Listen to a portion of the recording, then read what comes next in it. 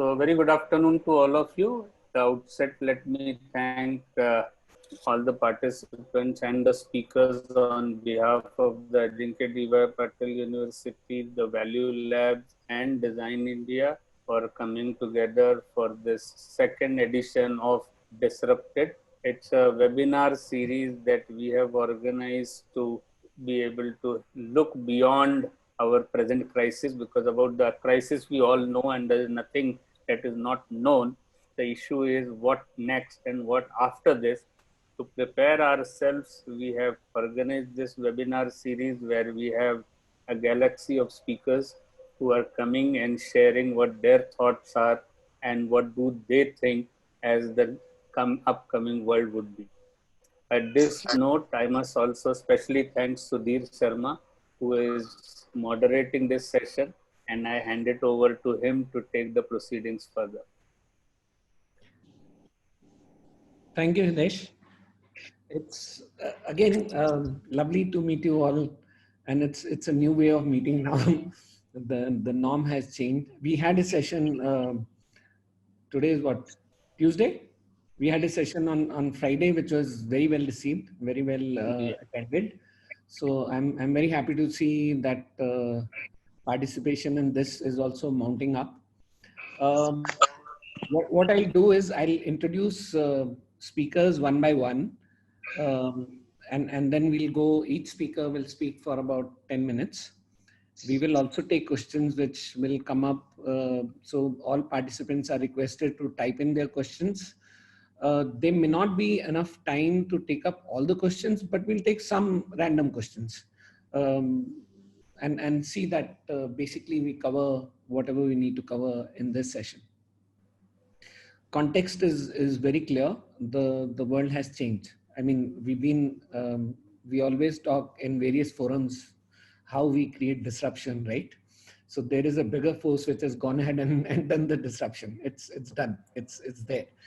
And while I think the governments, communities, societies, people are sort of trying to understand what's happening and how to cope with it, I think the role of designers actually comes in to think one step ahead, to look around the corner, to look ahead, what after this.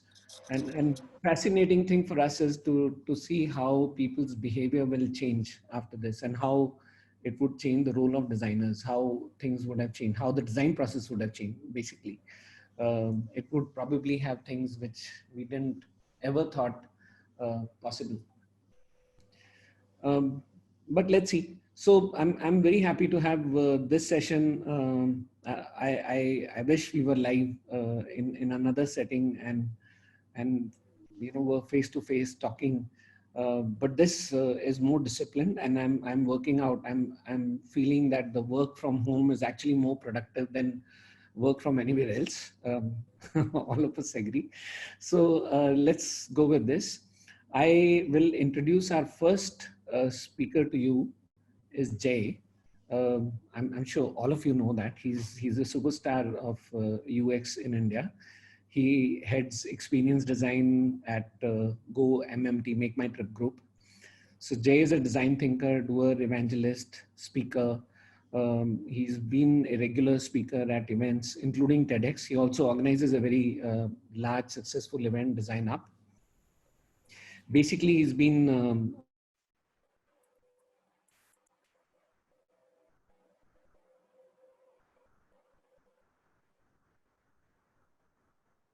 working on a very special.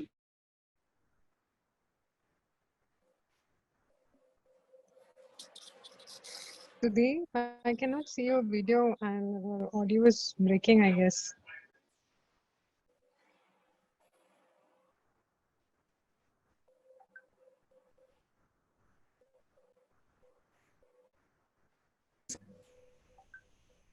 Jay, you there? Yeah, I'm here. Yeah. I'm sorry, my internet connection is slightly disturbed. But Jay, let's start with you first, and then I'll take everyone one by one. Sure. Hello, everyone. Thanks for having me on this afternoon. I think, as Sudhir said, this is the new way of meeting. I'm sure many of you are pretty tired of meeting this way, and I'm sure some of you are excited meeting this way. So it's either way, our life is all endless Zoom calls now. As I speak, my son is actually doing his French sort of lessons on Zoom. So I think that's the nature of things as we speak. So as Sudhir mentioned, I've been working on a very interesting project. Actually, me and my team has been working on a very interesting project, a project which came with no brief, but just a commitment, a responsibility to do something for the nation. And today I'm happy to say I haven't kind of really mentioned it publicly yet. Been happy to sort of say that working with the government of India and a whole bunch of government agencies in a public-private partnership, doing this app called Arogya Setu. I'm sure many of you have heard of it, and I'm sure many of you would have installed it, kind of, right? And yeah, it's crossed 50 million downloads in 13 days, beating the world record of 19 days for Pokemon Go. I guess life is and life and living and health is probably a critical issue beyond games. So I guess that's what it's trying to prove in some ways. Of course, it helps when the Prime Minister pins it up on his Twitter to sort of say this is what it is. Having said that, I think there is a bunch of things which went behind making it. Sudhir, at any point, if you want to stop me, ask me further, or want me to talk about something else, please do. But briefly, I think it has been a project of proportions which I've never ever seen, and I doubt I'll ever see. I think I said that number of times before, but I think this is probably different because it took us 2 weeks, and this is a whole bunch of different agencies working together. I happen to be part of the design, leading the whole design piece on that, along with a few friends like Akash Kumar and Asta Goel and a few others. The interesting part is that this, when we launched the app, it was just been about 15 days. And if you know, for those of you who work in the industry, 15 days is just probably like playing around with prototypes. And here you are launching an app which is meant for millions. Because at one point, I think what the government and what we were completely committed to is that we've got to beat those numbers. I mean, before it reaches 10,000, we need to have a few million people using the app. Otherwise, it doesn't make sense. I think this is the whole idea about contact tracing, that you need to have enough people using this. It's all kind of a play on numbers, really. Otherwise, how is it of any value? So I think we got it out there. We did the first big design change in 4 days. It was actually the PM, and I told someone the PM reviewed it. He said all PMs are the same. And I said, well, I'm talking about the PM, not PMs. He said, meaning? I said, I talked about Modi ji kind of. Oh, you mean that way? I said, yeah, because his point was a lot of people in India don't read. The kind of people it's meant for is more visual. So can you make it more visual? So we made that, and we then realized that there were so many other things happening. We need to change the framework. So in another 4 days, we changed the framework. So essentially, it has gone through 4 releases in about 14 days, 11 languages, downloads of 20,000 sometimes per day, not day, I'm talking per minute, sorry. After Modi ji's speech to the nation last time, it went to 100,000 downloads a minute, which probably is like astronomical. But I think what I would want to really focus on is really using the design principles back in an app like this, because it is still, it's a very tech-led and tech-driven project overall. But I think where design comes in, and this is for especially for all of you joining from the design schools, is how do you make a product like this more human-centric? And every day we are on calls with a whole bunch of people, various government departments, consultants, and volunteers. And some of them are very, very senior folks who volunteered their time. And I think we go through user stories. I mean, that's not what we say they are. They don't say it's a user story. They said, "Arey, wo Alwar district mein ye ho gaya, ya Banaras mein, I think 600 people did this." And we're seeing data in volumes coming back to us. And it's like, what do we do about this data? And I think what we are doing with it. So for example, we were seeing in the initial phases of the app, which was like a very bare basic app, there wasn't much happening, kind of, right? So people were just playing around. There was a self-assessment test, and people were just taking it randomly, thinking, "Kya hota hai, dekhte hain." So suddenly you realize that you need to put in friction there. Within one night, we put in more friction. So you kind of have an app coming up saying, listen, guys, we have limited resources. There are nurses, doctors, everything, but they're all limited. So please kind of fill this up with sincerity, kind of, because this helps us plan where do we put our resources. Then you go through the questions at the end again. So how do you add more friction to it? So we did that. We kind of began to see that now data began to clean it up a little bit more. We're talking about millions. Every day there are millions joining in. So every hour that you delay, you're probably kind of delaying. So sometimes you kind of take half-baked decisions. You take it, you run with it, you kind of then look at it and change it again. But the fantastic part is people who are up all night, we keep calling each other at 3 a.m. Sometimes and kind of are taking decisions, going fast and saying, listen, we need to change that because some new data has come in, some new insight has come in, and we want to do X or Y. So I think the process is extremely human-centric. And the fact is that design has a seat at that table where there are so many people from so many different, whether there are medical professionals, data professionals, privacy sort of experts, so many people out there, and we are kind of putting in the human-centric view out there. I think that's probably what you will see. So on day 2, someone from an agency told me this is a very ugly app. I said, this is like a newborn baby. You cannot predict. Its future is not very long.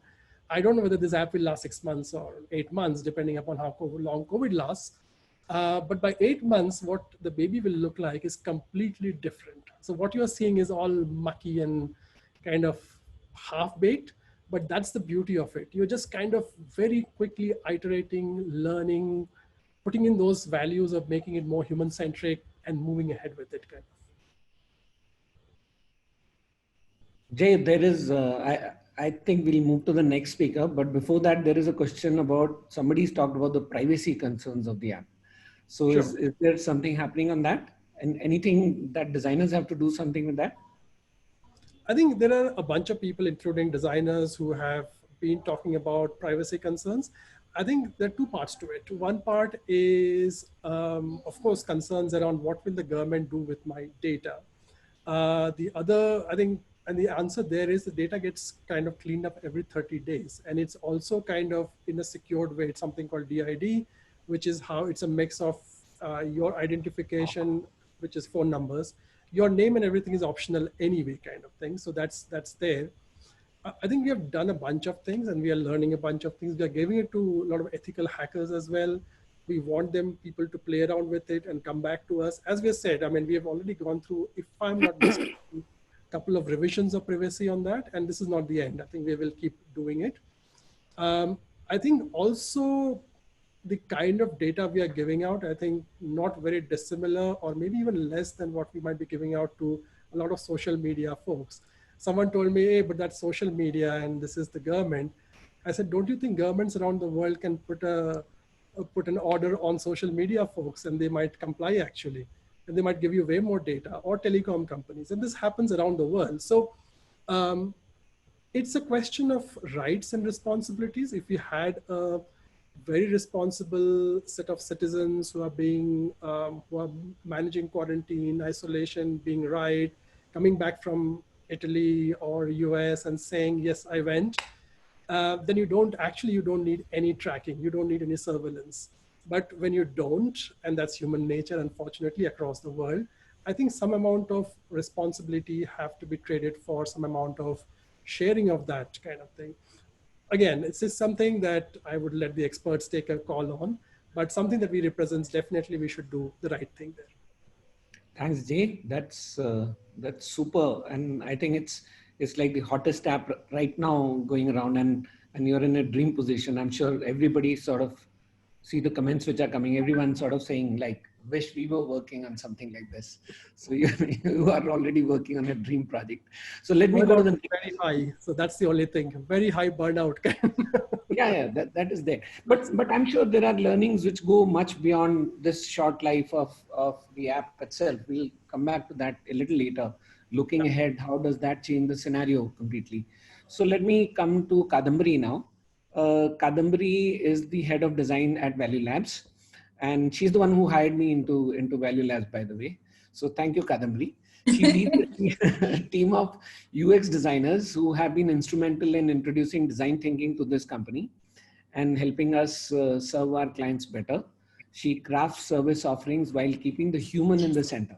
And she's always been also, working about the gender parity. I've always heard in meetings, whenever you sort of forget and you slime into the position of, men do this. So she's the one who comes up and says, it's not just men, there are women too. So, Kadambari, let's talk about the future. How does the design process change now? How does this actually change our world looking into the services sector? So thankfully, in Value Labs, we've been working remotely with our clients. Of course, not at this rate that we see today, but working from home has been very smooth for us. Because of a few things. And I think in future also these pandemics or these kind of disruptions can happen. So at this point of time, taking some of the takeaways and, putting those takeaways and putting them in the formal process of how we run our companies or how we craft our policies would be very important. So as I see that how we coped up and how things are running quite smooth in certain sense, or when I look at how would we want to run things smooth even when teams are remote, or when people have to undergo these kind of things and disruptions. So some of the things come very handy if we look at these kind of stuff. One is infrastructure, be it a technology tool or support from the extended teams within the organization. Second is the policies that we craft for our employees and for people to work and give their best. Third is the process that we craft. Fourth is the culture, that the corporate culture that is there, which helps to perform your best, to feel connected. And at this point of time, isolation, it is one of the greatest things when you have these kind of cultures and processes and practices in place. How does that affect? And apart from that, even projects which require you to be physically present, how do you deal with that? I'm going to go on each one of them a little one by one. Our life are disrupted, and when you look at the infrastructure, while we are in the business where we are working remotely with our clients, we still see that there are certain variables that have affected. So for example, we were always ready, and there's a huge amount of investment for us to communicate well, collaborate with our clients. So we put a lot of things in communication applications, or per se on our tools and software and things like that. But one of the things that really put us, going forward in a very smooth manner was the support from the entire organization, the agility to think beyond and how to go fast with it. So well before the lockdown, what were planned was that how each project team can go and work. And even before that, we looked at how these teams can work from home. And based on that feedback, then we, sort of crafted the policies around it. There were already, because we were working from home, there were quite flexible policies in place when we look at it. So we were, specifically when we are working from home, our lives are disrupted. We kind of see the invisible things that always take care of us. We've always seen those people coming to work as individuals, but we've never seen them in the context of their families. And when, especially, now when even schools are not there and kids, you'll suddenly find, kids in the background and things like that. So flexibility in how do you, empower your employees become a big part of the policy that will even go further when we work remote or when we work in this isolation. But apart from people who are working in a family and their lives are disrupted, we also see people who are living in isolation. So for example, a lot of the team members right now in design team, they were pretty young and they're living alone. So then comes a part of the routine and the culture and the practices. So going forward, or even now when we look at our culture, we've moved away from these formal emails or just having meetings. So that kind of process and culture also helps. So for example, if I require something which is there with my colleague, certain decisions that we have to take, who's sitting in a different continent, we really do not wait for a formal meeting or a formal email to be exchanged. What we do instead is we get all our people in one group, which is asynchronous in time, and we just take decisions informally. So those kind of communication I see would be, even going, would be establishing in the companies and processes for us to work smoothly. Coming to the culture, I think the routine is very important when these kind of disruptions happen. So even when everything is changing, within the context right now in COVID, what we have really planned is we've had standards, reflectives, and postmortems, which we used to keep, but the way we look at it has now changed. So for example, in the morning when we start our work and in stand-up, our process is always like, the designers talk about what they're going to do today in the context of their work. But earlier it was more towards, because we work on different teams, we're working on different design problems, and it can be interesting. So the other designers can contribute. So that was the motivation with which we started stand-up. But now it has gone even further. With the culture where you can ping anybody every time, and you're very much approachable, it goes on to a manner where there are 1,000 pings at one point of time. So how do you navigate through these madness comes with these kind of rituals where we come together, we discuss about it, and we have a formal time where we can seek feedbacks, we can, seek brainstorming, even when we are not looking at each other in the current times. In current times, earlier it was so easy. You could just go to the, a desk, and if you see, gesture-wise, emotionally, like how the person is placed, and then you could talk to them. So those kind of changes has happened. But when we look at it from the perspective of how technology, process, culture, and policies are helping us, it goes really very well. Now, apart from that, coming to now design process. So while we have standards, reflectives, and postmortems that we used to do as a part of our process, the other thing which has really helped us is coming together and discussing in the morning and taking that time.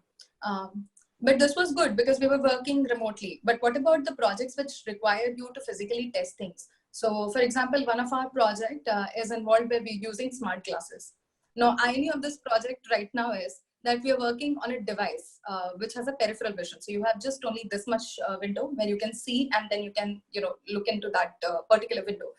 Now for that, we have tested that device quite earlier before the lockdown started. But now when it is locked down, we don't have that device, and we are still making for it. So how is that possible? And it has a lot of voice interfaces. So we are using this opportunity to also craft certain innovative ways of working together.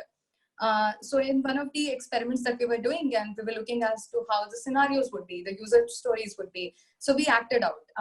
So I was the user in this case. There was this one of the designer who was acting as the customer with whom I have to interact and take the information while I'm wearing the glasses. And because we're not co-located, it was all done through BlueJeans. And there was one designer who was acting as the interface. So when I used to speak, the interface used to change. So he had become the voice AI interface, everything.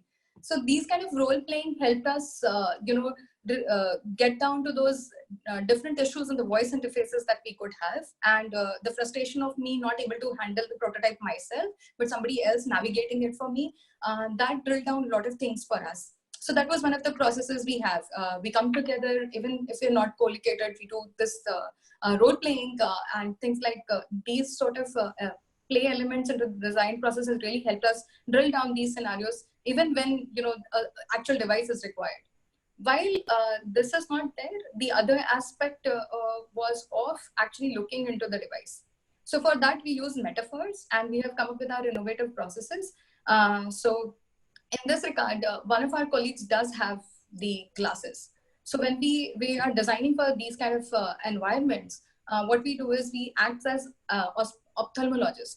Like how when you go for testing your eyes, similarly, when we have designed these screens, we make sure that we accentuate the points where we think the problems are going to happen, apart from the user who's going to test it out for us. In this case, our colleague who's not from design department. So he looks into it and he corresponds like, what he's not feeling proper in terms of reading and things. But apart from that, we are acting like those people who want to understand like how the vision is. So based on that, we are also, probing deeper in this sense. And this is a very special project because here you have to also study because it's manufacturing and the glasses, how the posture and things are. So, even when we are not habiting, we're not in the same space, these kind of innovative way of playing with each other, even in this environment, has helped us to design processes which are letting us, really be productive. It also gives us time to come together and then go apart, break it up in the solitude and come back later. So this flexibility and these kind of processes are helping us. Yeah. So the question to you, somebody has asked a very important question. Tech companies can work from home, and designers working for tech can definitely work from home, equipped to work from home, and especially if they adopt processes like you have done. So the question is, do you see this being continued even after the pandemic is over? You think the working from home culture would become the mainline design culture, at least in the tech? I think that's a question which everybody will have to answer, but still, what do you think? So for me, it's amazing, just because we have ability to do something, we don't really do it. Because the question is there a choice? Because there's a choice, right? Just because I can do something, would I want to do it, is a question that we need to ask. So here, even if our work is running really smoothly, we're not really encountering a lot of problem. If there's power cut, we just switch to phone, as if right now you're looking at me and I'm actually, there's a power cut and I'm talking, to you with respect, not on the laptop, but phone. So these disruptions can be handled. But what we cannot handle right now, or we would not want to handle, is going away and missing those human interactions. So I think even if the trend continues, it's great to have working from home, working in comfort of your home. But the best, interactions are those serendipitous chances where you just go and you talk to people and things like that. So those we definitely are missing. There is isolation, and we shouldn't be denying that. And as they say, in the biggest bond, keeps us together in teams is this bond. So I don't think that even after this, thing is gone back to normal, we will not come back to office. I think we would definitely want to come and see each other. I think there's something very amazing when to be physically. But at the same point of time, we've also learned that remotely we can work very well. Yeah, great. Thank you, Kadambini. So let me introduce the next speaker. Hari is the founder and CEO of Think Design. I've always seen him as a Superman of the UX world. He's been heading experience-led practices, user experience, customer experience, data design, research. Hari is actually an industrial designer with several awards and many things to his credit. Think Design is spread across 5 studios in India and US. So Hari, what's your take on how the world is going to be for us after this is over? Okay, should I answer that, or you're also talking about the program I'm running? So I think, so that'll be interesting to give your insight into that program. And then that's actually, thank you. I mean, the way you read that heading practices and all that, it all, now that you referred Superman, it almost feels like a cape or probably a tail, very long tail. But yeah, the thing is that, firstly, to answer your question, how the world is going to be, it's going to be very different. And I feel that it's going to be better. But what am I doing to ensure that happens? So there is, for those of you who do not know, there's one program we are running called Intern from Home. And we very quickly put that thing together. And the fundamental reason why we did this was because we saw a huge number of internship applicants, and I've been seeing on LinkedIn that internship, those who have been offered internship, it has been dropped. And then I thought, is there something that I could do for the design community as an industry? And another reason is also because I had faced disruption twice already during my career, during that period as a student. I was in NID when earthquake happened, right? There were 4 months we had to evict the campus because there were renovation going on. Industry helped, I got internship. The next year there were Gujarat riots, industry helped, I got internship. So instead of leaving students to fate, is there something that I could do for them?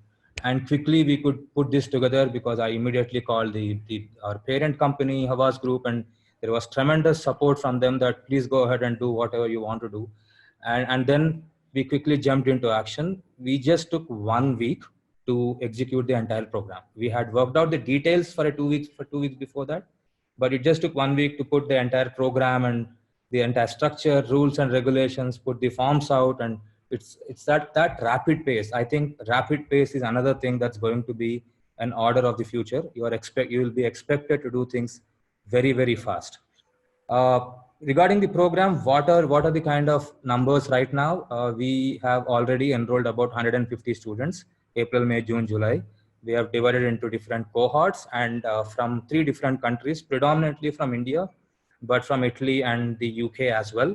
We are also getting requests from South America, which is very unexpected, from Argentina and Chile. And I don't know if I can pass this baton to others who can actually take it forward as well. And I didn't have a grand plan of what to do with this, but a loose structure was there that firstly, this should not be an industry sponsored program, because in which case there'll be commercials involved, complications, and non-disclosure agreements and all of that. So we will do self-sponsored. And another motivation that came my way, because I've been reading a lot of reports of McKinsey and KPMG, and none of that makes sense to me, right? So I thought, okay, why don't designers put these kind of reports together? So the outcome of this internship program probably will end up becoming a huge repository of what is the current situation and what could be the future situation, developed by designers themselves as part of this program. And my vision is that if possible, and if this travels different countries, then you have a new a perspective of the entire world developed by designers, which today does not exist. We do not have any such solid document or perspectives of society developed by designers so quickly as KPMGs and McKinseys and Deloittes of the world do. So yeah, that's the program in a nutshell.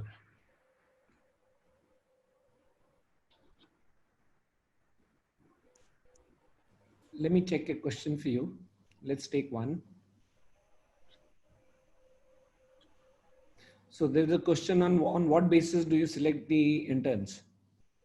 Yeah, so that's a good question, and a lot of people asked that before. So we actually put one boundary condition saying that it should be there should be an academic internship that is required by the university. That was a fundamental rule that we put, because we didn't want this to become a paid program, like an upskilling program, right? Because we also have, as of date, 35 mentors, not from Think Design, they are from the industry, from 5 different countries, okay, who have volunteered to mentor the interns. So I didn't want to put a commercial angle to it and complicate it. So those for whom university mandates internship, and because of that, they are stuck with uncertainty right now. That's the primary condition. No portfolio, no qualitative judgment here. And this is for how long? How long is the internship? These are 2 months programs. So you have May, June cohort, June, July cohort, and April, May, June, and June, July, 3 different cohorts. So you think going forward, this could be a regular program? There is that possibility as well. Though I don't want to, my intention is not to compete with Udemy and Coursera of the world and make it an upskilling course kind of a thing. But if this can form into something that can lead to similar kind of development of perceptions of society, and if we can actually map how people are changing, not from in terms of stock market numbers or indices, how people are changing from within, from how they perceive society for at least a year after this, right? It'll be such a beautiful, it'll almost become like manuscript, that you could remember later. Yeah. So thank you, Hari. So I move on to the next speaker. We have Kshitij Anand, who is the chairman of board of Happy Horizons Trust, besides being a designer. So he's a design leader and educator. And right now he's working with Paytm as their associate vice president design. He's also an investor and a founder of Suchak. This is a edtech startup working towards whole school transformations. Kshitij is also visiting faculty to many design schools. So that's where we met up, Kshitij. So good to have you here. So what's your take on the world after this now? Yeah, so since you so thank you first of all everyone to be here. Since you mentioned Happy Horizons Trust, at the very beginning, I thought it's good to touch upon that point, because as a designer working like deeply in the non-profit space for quite a few years, I think my notion of the world has really evolved, and I think that really, as a we keep talking about human-centered design, we keep talking about empathy, but really to work in the space where you really know that, you know, empathy is like, that's the prima facie most important thing, which is really going to create an impact on the work that you're doing, right? So I do feel that coming from that background of having worked in the development sector for a while, having seen like how you can apply your design theories and design principles into actually building products and solutions which have a high social impact quotient, that has been something which I've been propagating for a long time, whether I teach at schools or within my, you know, other community meetups as well. I just think that that's going to, you know, take center stage these, like in the post-COVID times as well. I do feel that it's a wonderful opportunity for a lot of design students to talk about, you know, I mean, we keep hearing this phrase, we have heard this phrase design for the real world for a long time. It's really time to put that to action. I think, you know, every designer should embrace it like more than anything else right now.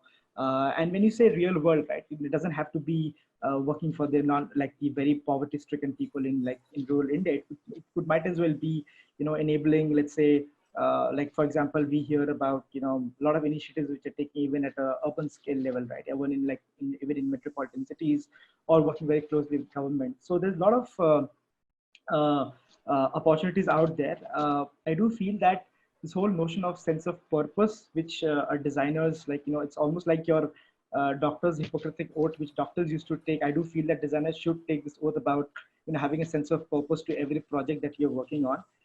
And in these times where, you know, everybody's thinking about like, hey, there's a panic situation, the pandemic situation of COVID, what can we do to, you know, address that situation? So they understand the problem, everybody wants to do a solution, right? And I think that's the best part, where it's almost like you're, by default, the mode of thinking has become, there is a purpose behind doing this. So whether like, I'm very loud what Ajay, with what Jay also mentioned about the purpose behind Arogya Setu app, or the purpose behind any policy which is being taken right now, the purpose behind a lockdown. There's a sense of purpose which is out there, right? Also, apart from that, I do feel that, you know, a situation like this has really exposed us to the complexities that exist within the societies, right? Sometimes we get so fixated into our, you know, like screen-based, narrow-based thinking in the products that we are doing as designers. This has really allowed us to go to that larger, you know, understand the larger complexities involved in introducing anything that you want to have an impact with a project, like any project that you take, right? And something like what Jay also mentioned, you know, like the ability to understand that complexity really comprises not just about users, but then there's so many layers and layers of it, right? And specifically in a country like India, where you have so much of diversity, right? Like so much of diversity, whether it's the same migrant labor, for example, could be very differently treated in UP versus same differently treated in Karnataka, right? And the social layers, the political layers, the economic layers, the cultural layers. And I think, you know, this situation has brought the whole country together to really understand that, hey, something is happening in some place, and really get deeper into understanding about these complexities that exist. And with the complexities, I think, you know, I just recently did a webinar last week as well on systems thinking, and I feel that you know, world over, people are all talking about the existing systems in place, right? So whether you look at the healthcare system in the US or the Italy or China or whichever country you look at, including our own country, right? I think at least people have got more sensitized towards the system, right? And we keep talking about, you know, the system sucks or the system doesn't work and there's so much problems with the system, but at least people have started talking about the system. And I think that's an important, you know, mindset shift that is going to occur with people, where people start understanding that there is this larger context within which our products and solutions are going to be placed.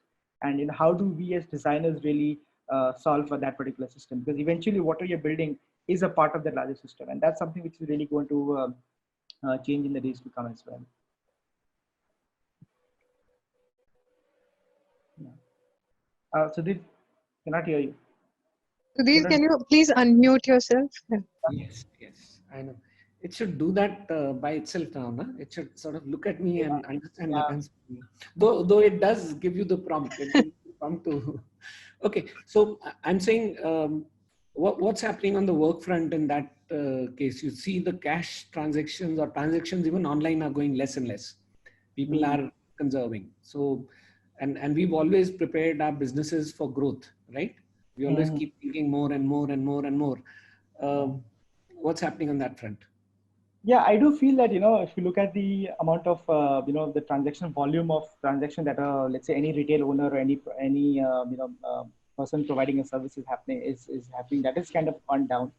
But it's also in a way for us to, I think that business owners and retailers to really rethink their own strategies also, right? Saying that, this is a situation where we have come into, and, and I, like, for example, the retail shop just below my apartment complex, his transaction volume for the whole day has probably gone down by, let's say, 1/10 of what he usually does. Even though, even though earlier all his customers were still from the apartment society, even today people are going there. So, but just because of the situation, it's gone low. So, I do have conversations with him saying that, okay, let's he start thinking about, let's say, customer experience, or he just start thinking about how to engage with customers in a more. Sometimes what happens is, we lose out on the human touch, the human aspect of interactions. So these are like moments which are really forcing a lot of us to think from that perspective also. Transaction, I think cash transactions, of course, have gone drastically down. People have, I think, also embraced digital transactions, and in a world we do want more people to do that, because I do feel that it's, irrespective of the platform you use, UPI payments have been doing.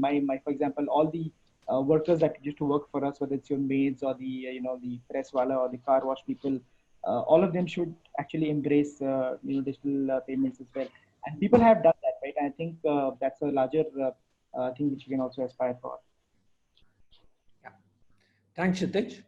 And sorry, again. Oh, I'm not on mute. Okay, so let me welcome Himanshu. Himanshu is founder and CEO of Sparklin. It's a human-centered design company with 170 and more clients spread over 22 countries. Himanshu is also a storyteller, designer, strategist, coach, and he's advisor to multiple startups. So Himanshu, what's your take on how the world has changed, and how are we adopting to it? What are things which we'll take away and will remain with us?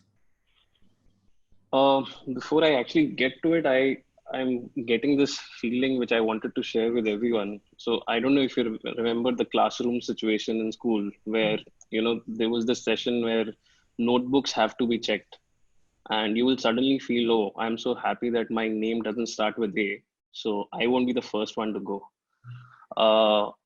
Right now, I'm actually feeling opposite. And the last one, and pretty much everyone has covered most of the things that I could have said. So I don't know how to kind of find synonyms to repeat what they have said, but I'm going to attempt it in my own way. So I think the world is going to change very interestingly. It's already changed. And I think it's there in our subconscious, so slowly getting into our conscious. I remember the time when I used to talk about this byline for Sparklin, which is design thinking made functional. And a lot of prospective clients would suddenly look up to my face and say, how do you make something functional? How will you prove it? And I used to tell them it'll work. And they're like, idiot. How do you know something is working?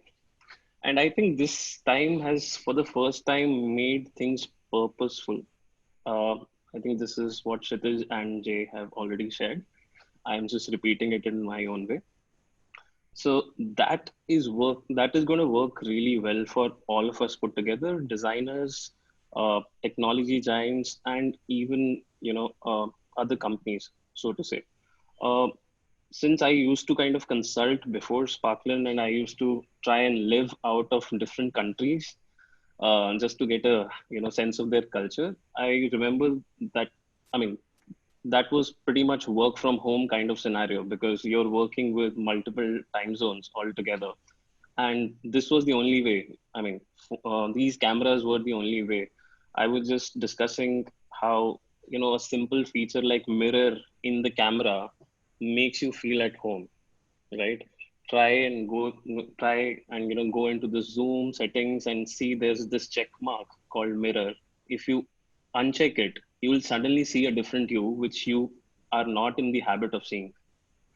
And imagine the kind of thought, the product guy would have gone through to make this happen, so that you feel at home. You feel you're looking at yourself and not someone else, even though the rest of the world is looking at, you the other way. Those are the kind of things that will become important from here on. From healthcare to education to fintech, grocery. We are currently working with 3 different grocery players, And it's interesting how each one of them is looking at grocery from a completely different perspective. Uh, it's interesting to see how traditional businesses are suddenly embracing technology, and they are realizing that there is no other way but to go digital. Can't really name it, but imagine one of the biggest milk giants of India has gone digital in last 1 week. You can practically order that milk, butter, whatever, ghee, and everything, through their app now, which is essentially white labeled. Uh, but it's going to get delivered. You can pick up slots. You can do all of that. And doing something like this in a pre-COVID world would have taken a company like us close to 3 months of convincing, and then 2 months of explaining how it'll work, and then probably maybe a month of actual working, because they'll be like jaldi karo, without realizing that 5 months have already gone by. Interestingly, all this happened in just 2 weeks. So I think what you were also mentioning, Sudhir, in terms of rapid becoming the norm, it's already happening. I can see it happening. Having worked with and currently working with fintech players, including the one Kshitij is now AVP with, and other banks, I know that there is some amount of fear with a lot of general population in terms of what awaits. So I think it's the fear of unknown. But if I was to look at it a little positively, I think it's going to be great time. We will realize our mistakes. We will realize where we kind of faltered in terms of organizational structures, where we thought life will go on and continue. From a finance angle, I can suddenly see a lot of people who had not planned their life financially.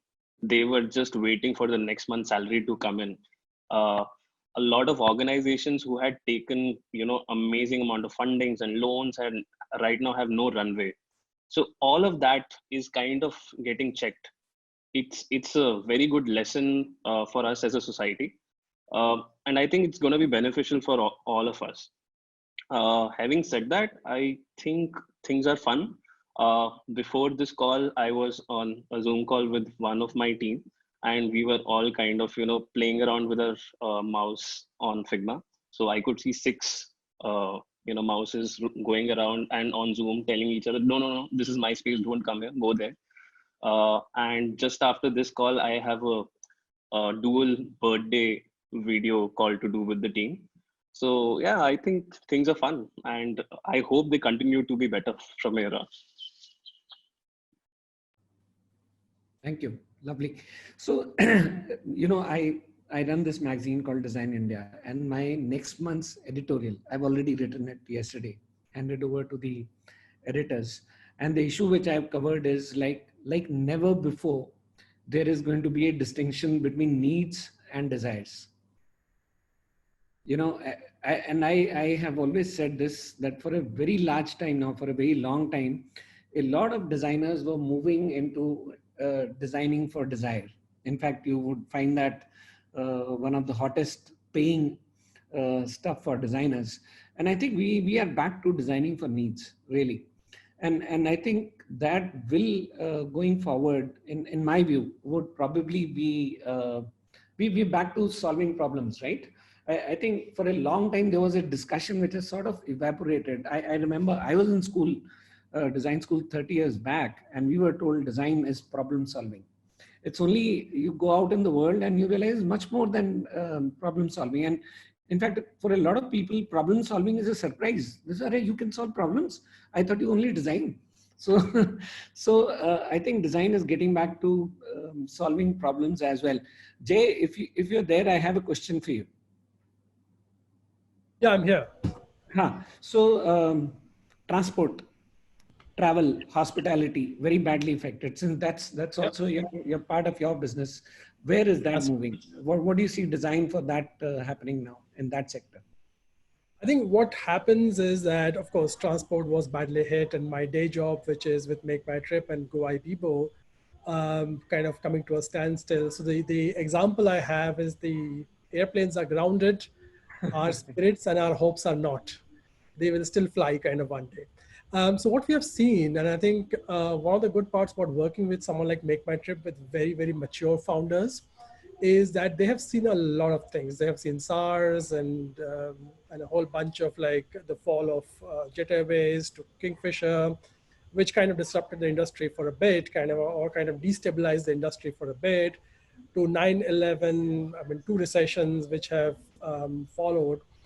The broader point is that what happens is that if you remember, and I'm sure many of you can remember where were you on 9/11, many of you, especially in the audience, were probably kids. And the thought was that I'm never ever going to board an airplane again. That is it. Ye khatam ho gaya kind of thing. And yet here we are kind of flying more than ever before. So what we see is that once this COVID thing kind of goes away, I mean, conclusively goes away, as confidence starts to return, travel will also start to return one way or the other.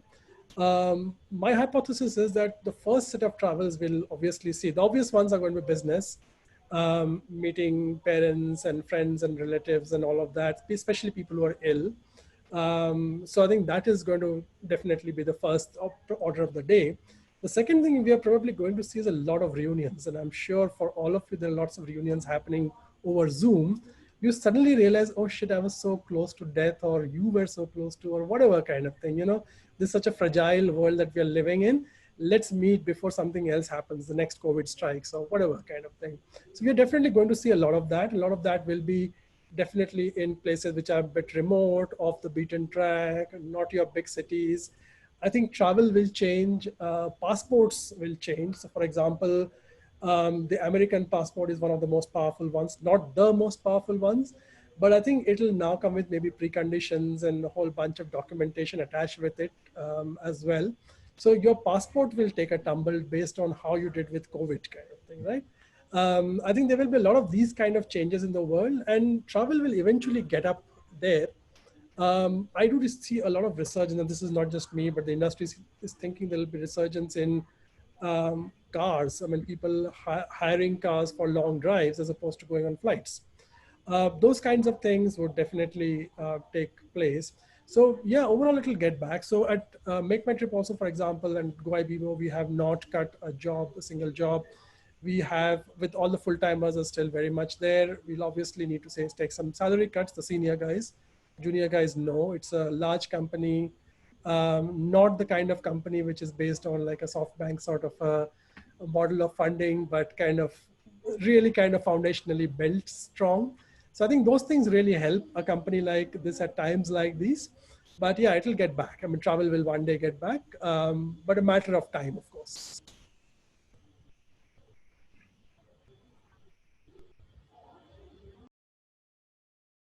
Sudhir, and please unmute yourself.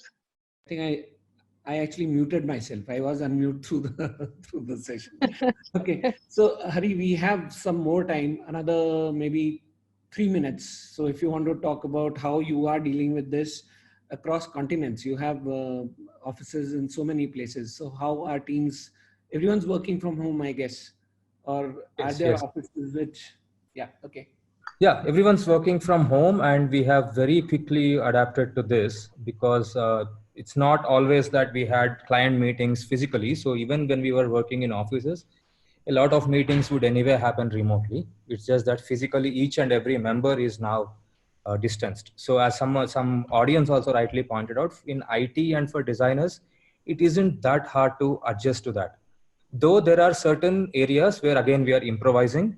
For instance, if we have to conduct ethnographic research, it's going to be hard with lockdown. Though we found methods that can replace ethnography and still produce similar kind of an output. But now, in terms of, we are an agency, so we are external to companies such as Make My Trip or any of the SoftBank funded companies or whatever.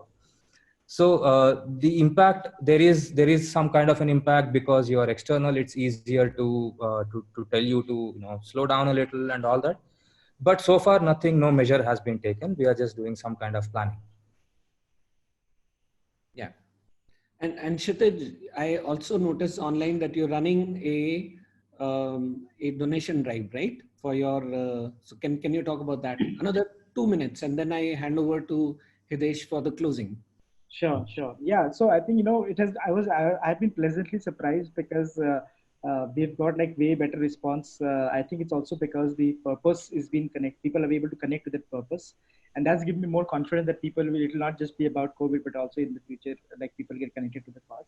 So we are looking at providing, dry ration relief to families who are impacted by lockdown, specifically in rural parts of, like, we work in like rural Bihar, where, like even government aid takes like months to reach there, right? And because the systems again are not in place, like what the announcement is made, and from the announcement to actually materialize on the ground takes another like 2 to 3 weeks, and that's like a time of hunger. So we're trying to be that bridge. We've kind of helped out almost 700 families already, and we have another target of another like 1,500 or more families that we're trying to reach out to.